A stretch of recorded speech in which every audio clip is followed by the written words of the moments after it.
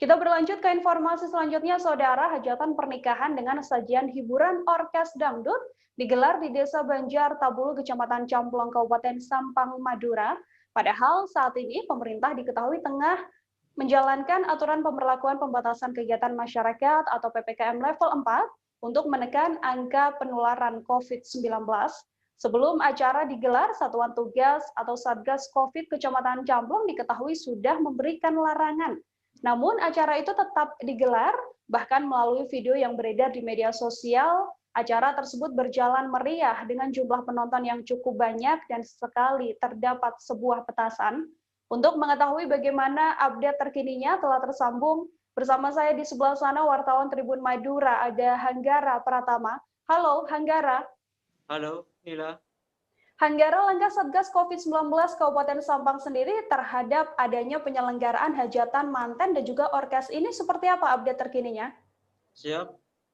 Terima kasih Nila. Sesuai dari penyidik Satpol PP Kabupaten Sampang, yakni Soeharto, bahwa langkah awal sudah diupayakan oleh Satgas COVID-19 Kabupaten, begitupun dengan Satgas dari Kecamatan, dengan mendatangi langsung kediaman penyelenggara hajatan atau orkes tersebut seperti itu. Namun kegiatan tersebut tetap digelar sehingga pada malam harinya sekitar pukul 6 Satgas COVID-19 Kabupaten Sampang langsung terjun ke lapangan. Namun ketika di lapangan kegiatan tersebut tidak digelar sehingga mereka menunggu hingga sekitar pukul 10 malam seperti itu.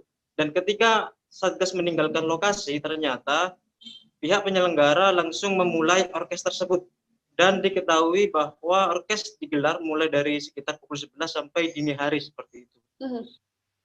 Dalam kasus ini, Hanggara, sudahkah bisa dijelaskan jenis sanksi apa yang diberikan? Sesuai dengan kasus-kasus sebelumnya, bahwa di tengah PPKM kali ini sudah ada 3 dengan kasus yang sama, bahwa penyelenggara dikenakan sanksi tipiring seperti itu.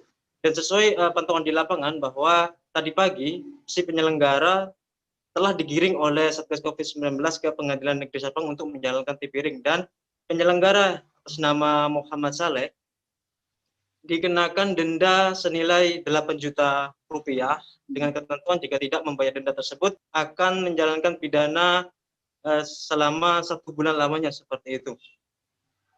Hanggara, kemudian apakah memang hanya penyelenggara acara saja yang dikenakan sanksi ataukah pemilik orkes dangdut ini juga mendapatkan sanksi dari tim Satgas?